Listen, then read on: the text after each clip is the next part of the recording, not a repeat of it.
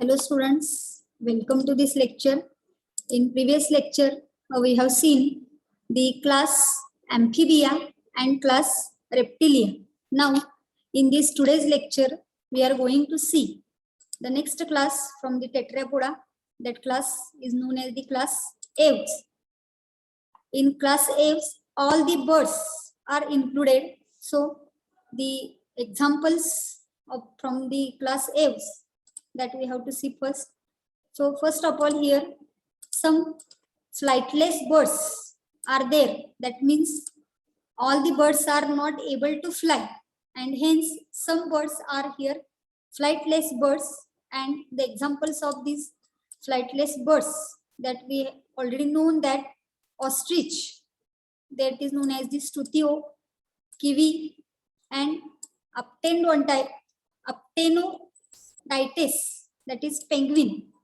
These are the flightless birds, and already we have known that the different flying birds, like here parrot, which is known as the Piscatacula, passer, that is known as the sparrow, columba, that is known as the pigeon, corvus, that is known as the crow, neophron, that is known as the vulture. So these are the different examples from the class Aves. One by one, we have to see the pictures of these birds, and then the characteristic features we have to discuss. So the first example, that is known as the here flightless birds, ostrich, that is known as the Strutio, शहामृग आपण मराठीमध्ये त्याला म्हणतो.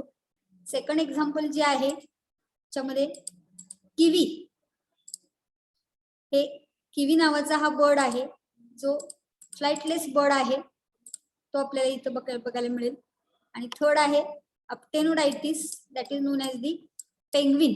So these three examples are of flightless birds. That means these birds are not able to fly and hence called as the flightless birds. Now the flying birds that we have to see first here. The first example is the parrot, Piscatacula name. Then sparrow, known as the passer. Then third here columba, that is known as the common pigeon. Then corvus, commonly we can call it as a crow. And neophron, that is known as the vulture. So these are the different examples from this class Aves. Now we have to see the characteristic features of this class Aves. So the first characteristic feature here, in order to live aerial mode of life, the birds are showing certain physical and physiological adaptations. As we know, the birds are mostly living in the air, and hence it is known as the aerial mode of life. And here, to live in that particular aerial mode of life, the birds are showing certain physical and physiological adaptations. That means the body of that bird is particularly made to live in that aerial mode, and that is known as the physical adaptation. And there are some internal physiological conditions that were developed. Okay, so first modification or the first adaptation we can see here, the forelimbs are modified into wings for flying. Though it belongs to superclass Tetrapoda, the birds are not showing forelimbs. त्यांच्यामध्ये चार पाय नसतात पक्ष्यांच्या मध्ये. आपण टेट्रापोडाचं meaning बघितलेलं होतं. Tetrapoda म्हणजे चार पायाचे प्राणी, फोर लिम्स असं म्हणतो आपण. पण पक्ष्यांच्या मध्ये आपल्याला दोनच पाय बघायला मिळतात, ते हाइंड लिम्स असतात, मागच्या बाजूचे दोन पाय.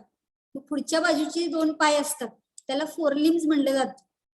आणि ह्या फोर लिम्सच मॉडिफिकेशन कशामध्ये झालेलं आहे, तर विंग्स मध्ये झालेलं आहे. कशासाठी, तर फ्लाइंग साठी, पक्ष्यांना उडता यावं म्हणून त्यांच्यामध्ये जे फोर लिम्स आहेत, म्हणजे पुढचे जे पाय असतात, त्या पुढच्या पायाचं रूपांतर कशामध्ये झालेलं आहे, विंग्स मध्ये झालेलं आहे. Okay, then hind limbs are used for walking and running.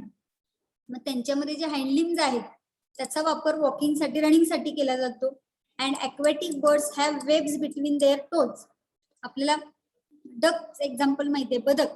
बदकाचे जर पाय बघितले आपण, तर बदकाच्या पायांच्या पोटांच्या मध्ये आपल्याला पडद्यासारखं स्ट्रक्चर बघायला मिळतं. जसं काल आपण बेडकाच्या याच्यामध्ये बघितलं की असे समजा बदकाचे पाय असतील, तर ह्या दोन पायांच्या मध्ये अशा प्रकारे पडद्याचं स्ट्रक्चर असतं. ह्याला काय म्हणलं जातं, वेब म्हणलं जातं. So aquatic birds are showing presence of such waves. Okay. Next characteristic feature here. Body is a streamlined, that is boat shaped, to reduce the resistance during flight. As we know, the superclass Pisces, all fishes are also showing the same body structure, that is body is streamlined or boat shaped.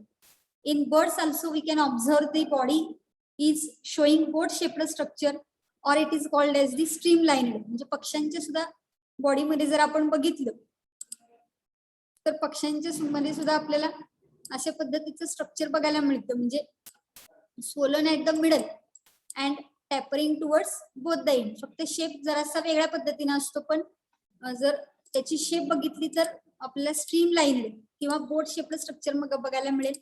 कशासाठी streamlined आहे? To reduce the resistance during flight.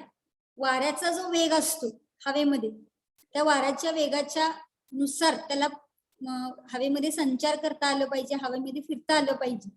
त्यासाठी त्यांच्या बॉडीमध्ये resistance तयार केला जातो. त्यासाठी हा बॉडीचा शेप जो आहे तो स्ट्रीमलाइन्ड किंवा बोट शेप असलेला बघायला मिळतो. Okay. Then bones are hollow, that is known as the pneumatic with air cavities. It keeps body light म्हणलेला आहे. All the Aves all the birds are showing bones which are hollow. Hollow pneumatic म्हणजे आतून ते bones कशा असतात, एकदम पोकळ असतात. विथ एअर कॅव्हिटीज, त्या बोनच्या आतमध्ये आपल्याला एअर कॅव्हिटीज बघायला मिळतात. त्यामुळे काय होतं, बोनचं वजन हे अतिशय कमी भरतं आणि त्यामुळे त्यांच्या बॉडीचं वेट हे कसं असतं, एकदम लाईट असतं, एकदम हलकं असतं. कारण हलकं असल्यामुळेच त्यांना आकाशामध्ये मुक्तपणे काय करता येतं, फिरता येतं. Next, body is divided into head, neck, trunk and tail. In previous amphibian we have seen the body divisions. In reptilians also we have seen the body divisions. Same way here the class Aves is showing body divisions. 4 body parts we can observe: head, neck, trunk and tail. Okay. Next, this is important characteristic feature here. These are homeothermic, that is warm blooded animals. Homeothermic, that is known as the warm blooded animals in which body temperature remains constant. In previous 3 superclass Pisces, class Chondrichthyes, Osteichthyes and superclass Tetrapoda मधला आपण Amphibia आणि Reptilia हे 3 classes आपण complete बघितलेले आहेत. त्या तिन्ही मध्ये पॉइक्युलोथर्मिक कंडिशन होती, कोल्ड ब्लडेड एनिमल होती. पण एव्स मध्ये जर आपण बघितलं, all birds are showing warm blooded condition. उष्ण रक्ताची प्राणी आपण त्याला म्हणतो. And that term warm blooded is denoted as a homeothermic. What is mean by homeothermic here? The body temperature does not change according to the surrounding temperature. That means body temperature remains constant. शरीराचं तापमान आजूबाजूच्या वातावरणानुसार बदलत नाही, ते constant राहतं. कोणत्याही पद्धतीने शरीराच्या तापमानामध्ये बदल होत नाही. Body temperature remains constant. That condition is known as the homeothermic, or it is called as the warm blooded condition. Okay. Then exoskeleton is made up of feathers. All birds are showing presence of feathers. पिसं असतात बघा त्यांच्या अंगावरती, पक्ष्यांची पिसं असतात. Feathers म्हणजे पिसं. Okay. त्याच्या स्वरूपामध्ये exoskeleton त्यांच्यामध्ये प्रेझेंट असलेलं बघायला मिळतं. Next characteristic here, skin is thin, dry, without glands.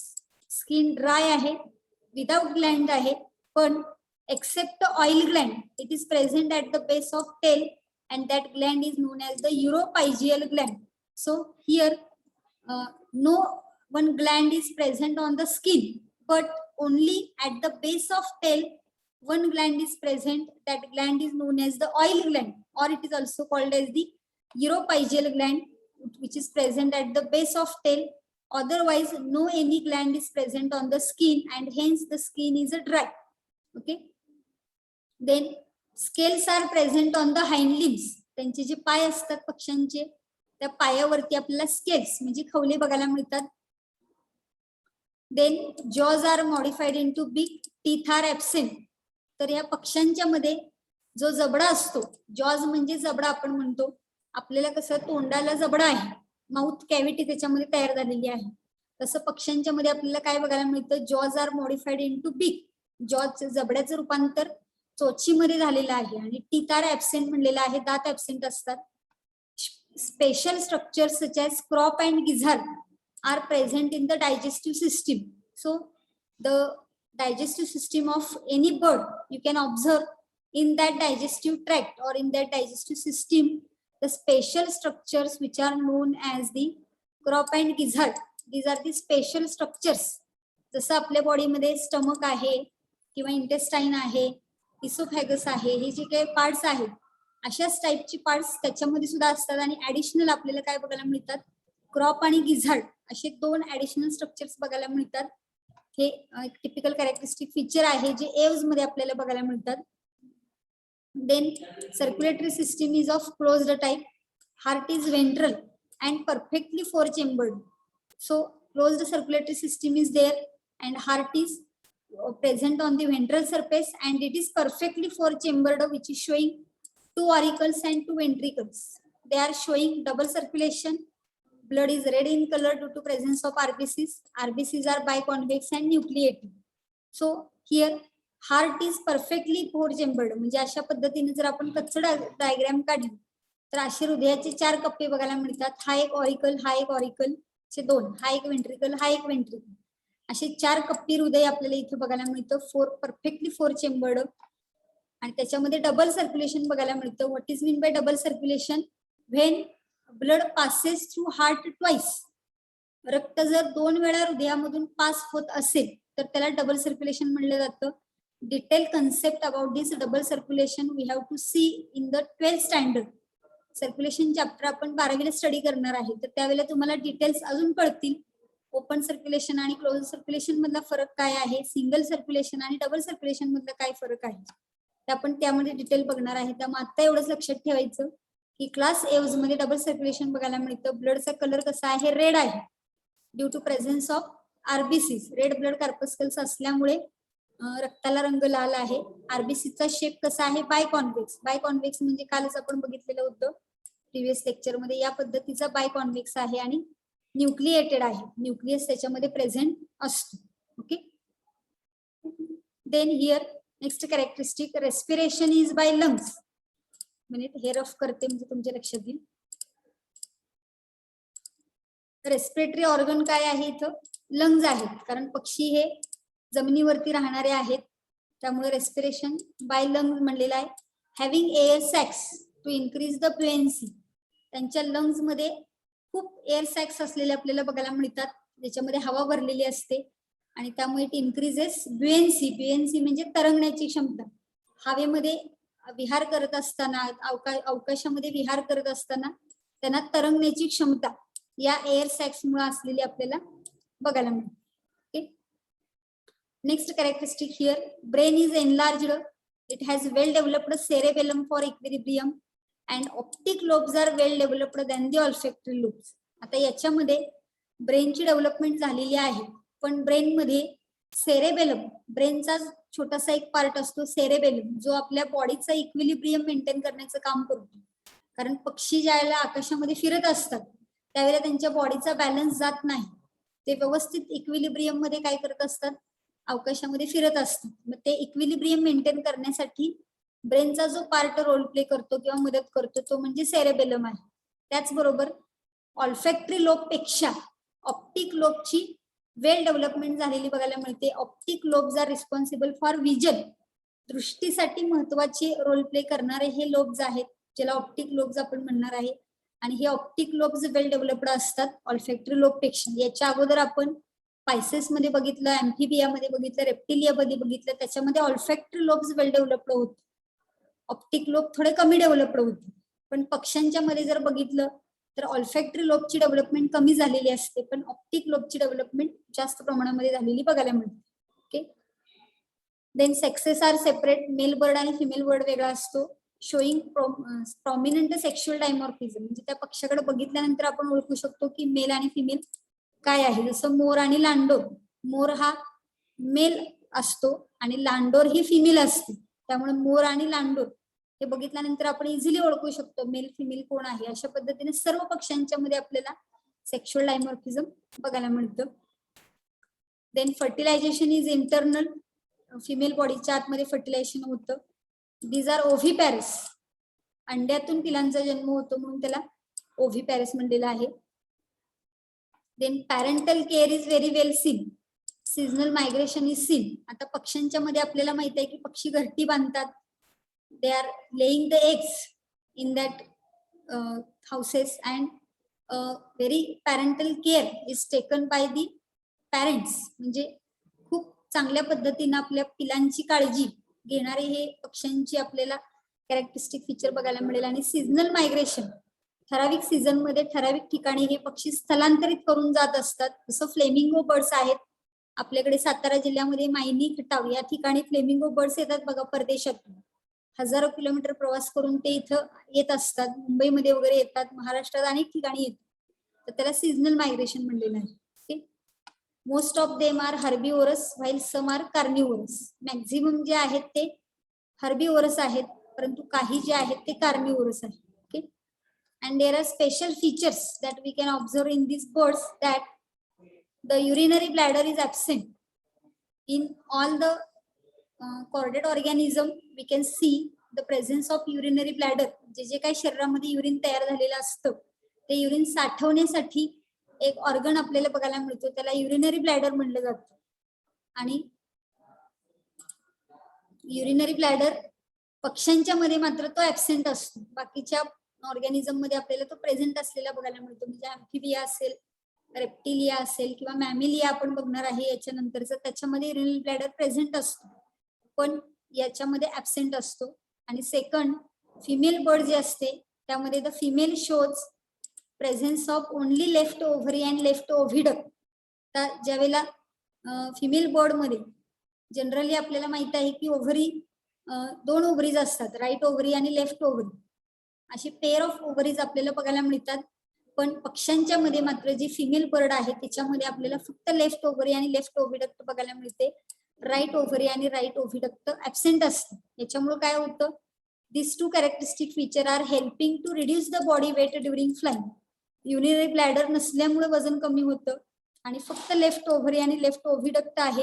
Right साइडची ovary आणि ओव्हिडक्ट ऍबसेंट असतो. त्याच्यामुळे बॉडीचं वेट काय केलं जातं, कमी केलं जातं. त्यामुळे फ्लाइंग साठी त्यांना काहीही अडचण येत नाही. So these are the different salient features or characteristic features that we can see of this class apes. Okay. So the next class we have to discuss, that is the class Mammalia. Last class from this kingdom Animalia, the superclass Tetrapoda. The examples, well known examples, आपल्याला सर्व examples यातले माहिती आहेत.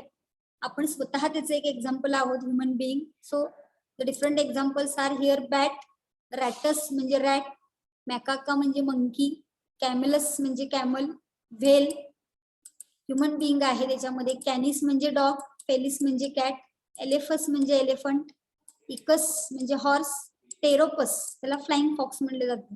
असे खूप सारे examples आहेत, त्यातले काहींचे आपण पिक्चर बघणार आहे. तर हे पहिले एक्झाम्पल आहे, हे बॅट आहे, वटवाघूळ आपण त्याला म्हणतो. त्याचं सेकंड एक्झाम्पल रॅट, उंदीर आपण त्याला म्हणतो. त्यानंतर मंकी, मॅकाका माकड. त्याच्यानंतर आहे कॅमल, उंट आपण म्हणतो त्याला. त्यानंतर डॉग, कुत्रा. त्यानंतर कॅट, मांजर. त्यानंतर हे एलिफंट, हत्ती. हॉर्स, घोडा आपल्याला माहित आहे. आणि हे एक्झाम्पल आहे टेरोपस किंवा त्याला फ्लाइंग फॉक्स म्हणलं जातं. ऍक्च्युली हे बॅटचाच एक प्रकार आहे, फक्त त्याला रेग्युलर बॅट, आपण रेग्युलर जी वटवाघळं आपल्या आजूबाजूला बघतो त्यापेक्षा हे फार मोठे असतात.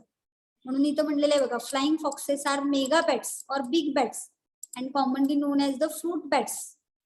खूप उंच उडणारे आणि खूप उंच झाडावरती राहणारे त्याला फ्रूट बॅट्स किंवा बिग बॅट्स किंवा mega bats, flying fox, Pteropus म्हणले जाते. हे खूपच मोठे असतात नॉर्मल वटवाघळापेक्षा, म्हणून ह्याला बिग फॅट्स बॅट्स किंवा मेगा बॅट्स म्हणलेलं आहे. Okay. So these are the different examples. The very important characteristic feature of this class Mammalia is the mammary glands are present for the nourishment of their young ones. All the organisms belonging to this class Mammalia are here showing presence of mammary gland, which is used for the nourishment of their young one. Mammary gland मधून milk secret केलं जातं आणि जे त्यांचे यंगवन्स असतील, त्यांची जी पिलं होतात, त्यांना ते दूध नरिशमेंटसाठी वापरलं जातं. These are omnipresent, that is present everywhere. सर्व ठिकाणी यातले ऑर्गॅनिझम प्रेझेंट आहेत. मोस्टली टेरेस्ट्रियल आहेत. त्याच्यामध्ये lion, tiger, dog, man, cat हे एक्झाम्पल आपल्याला सांगता येतील. सम आर ॲक्वॅटिक, काही पाण्यामध्ये आढळणारे आहेत, समुद्राच्या पाण्यामध्ये. Sea lion, common seal, dolphin, walrus, whale मासा, देव मासा आपण त्याला म्हणतो, तो सुद्धा आहे याच्यामध्ये. फ्यू आर एरियल, काही हवेमध्ये राहणारे, पक्ष्यांच्या सारखे हवेमध्ये विहार करणारे, त्याचे एक्झाम्पल आहे bat. And few R arboreal, झाडावरती राहणारे, स्क्वॅरल आणि मंकीज. ओके, म्हणजे खारुताई आणि माकड आपण म्हणणार आहे. Most of them are herbivorous, few are carnivorous, some are omnivorous. Maximum शाकाहारी आहेत, हर्बिवोरस आहेत, काही मांसाहारी आहेत आणि काही मिश्राहारी आपण म्हणूया. ओमनिवोरस म्हणजे they are eating both veg and non veg. फक्त व्हेज खाणारे असतील म्हणजे व्हेजिटेबल्स तर त्याला हर्बिवोरस म्हणणार आहे. फक्त मांस खाणारे असतील तर कार्निवोरस, आणि दोन्ही खाणारे असतील तर ओमनिवोरस. त्याच्यामध्ये आपण ह्युमन बिंग एक्झाम्पल आपल्याला सांगता येईल. त्यानंतर याच्यामध्ये सुद्धा आपल्याला होमिओथर्मिक कंडिशन बघायला मिळते. Class Mammalia are showing homeothermic condition, warm blooded animals in which body temperature remains constant. Here also the body temperature does not change. आपलं बघा शरीराचं तापमान हे कॉन्स्टंट असतं. फक्त काही वेळेला कशाचं पॅथोजनचं इन्फेक्शन वगैरे झालं, आपण आजारी पडतो, त्यावेळेला आपल्या बॉडीचं टेम्परेचर वाढलं जातं. अदरवाईज आपलं नेहमी बाहेर थंडी पडली म्हणून बाहेरचं टेम्परेचर 10 आणि 12 डिग्री झालं म्हणून आपल्या शरीराचं कमी होतं का टेम्परेचर? बघा उन्हाळ्यामध्ये 40-45 डिग्री पर्यंत टेम्परेचर वाढलेलं असतं आपल्या बाहेरचं आजूबाजूचं, पण आपल्या शरीराचं तापमान बदलत नाही. कारण एव्हज आणि मॅमेलिया त्यांच्यामध्ये कंडिशन काय आहे? होमिओथर्मिक. वॉर्म ब्लडेड एनिमल्स आहेत, body temperature remains constant. Okay, next characteristic feature we have to see, but before that we have to see the aquatic mammals examples. तर हे सी लॉयन चे example आहे बघा. हे mammal मधलंच आहे, पाण्यामध्ये राहत असते तरी ते मॅमल मधले आहेत. त्यानंतर हे एक्झाम्पल आहे कॉमन सील, सील फिश आपण त्याला म्हणतो. हे खूप सारे आहेत बघा इथं. त्यानंतर डॉल्फिन, म्हणजे हा डॉल्फिन पायसेस मध्ये येणार नाही, लक्षात ठेवायचं. हा दिसताना माशासारखाच दिसतो. आपण जे पायसेस मध्ये कॉन्ड्रिक थायस, ऑस्टिक थायसची कॅरेक्टरिस्टिक्स बघितलेले आहेत तसंच ते दिसतं, परंतु त्याच्यामध्ये बाकीचे कॅरेक्टरिस्टिक फीचर जे आहेत ते किंगडम क्लास मॅमेलिया मधले आहेत, आणि म्हणून हे क्लास मॅमेलिया मध्ये इन्क्लूड केलेले आपल्याला बघायला मिळतील. हे वॉलरस, वॉलरस नावाचा हा अॅनिमल आहे बघ. तर हे डिफरंट एक्झाम्पल्स आहेत की हे पाण्यामध्ये राहतात. ॲक्वेटिक हॅबिटॅट आहे, पण ॲक्वेटिक हॅबिटॅट आहे म्हणून काही यांना आपण सुपर क्लास स्पायसेस मध्ये टाकणार नाही किंवा फिशेस मध्ये आपल्याला हे टाकता येणार नाहीत, कारण याचे अदर कॅरेक्टरिस्टिक फीचर जे आहेत ते किंगडम क्लास मॅमेलियाशी मिळते जुळते आहेत, म्हणून याला मॅमेलियामध्ये आपण टाकलेले आहे. Okay, next locomotion occurs by limbs. Limbs are used for walking, running, swimming, climbing.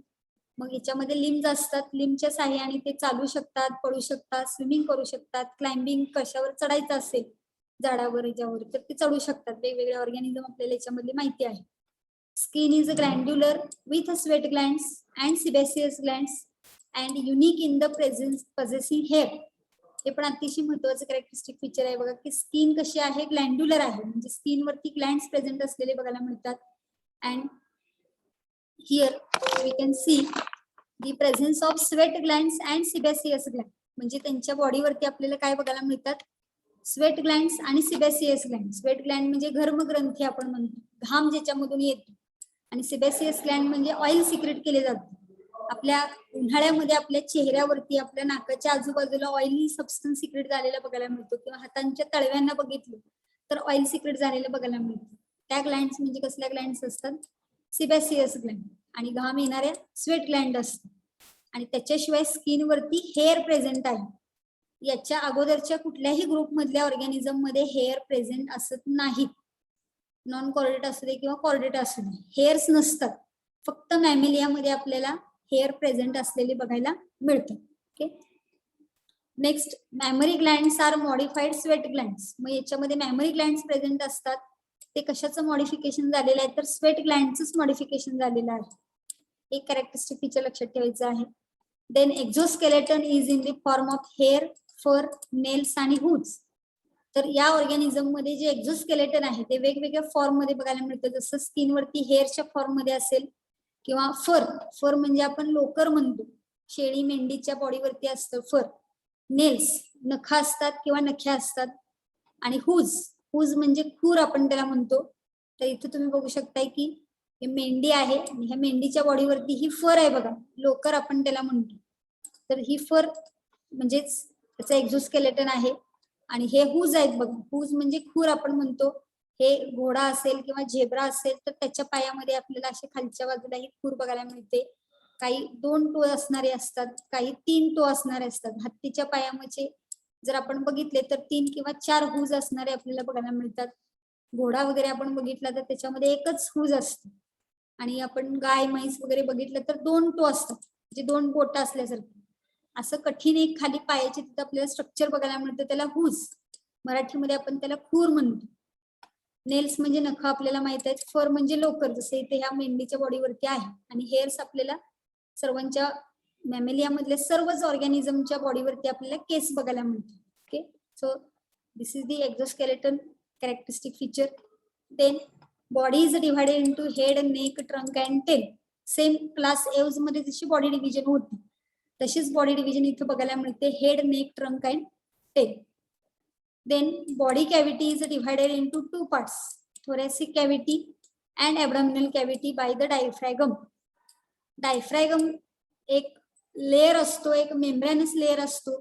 त्या डायफ्रॅगम मुळे आपल्या बॉडी कॅव्हिटीचे 2 भाग झालेले असतात, किंवा all mammalian organisms are showing body cavity which is divided into 2 parts. Thoracic cavity म्हणजे वरची छातीची कॅव्हिटी आणि ॲबडॉमिनल कॅव्हिटी म्हणजे पोटाची कॅव्हिटी.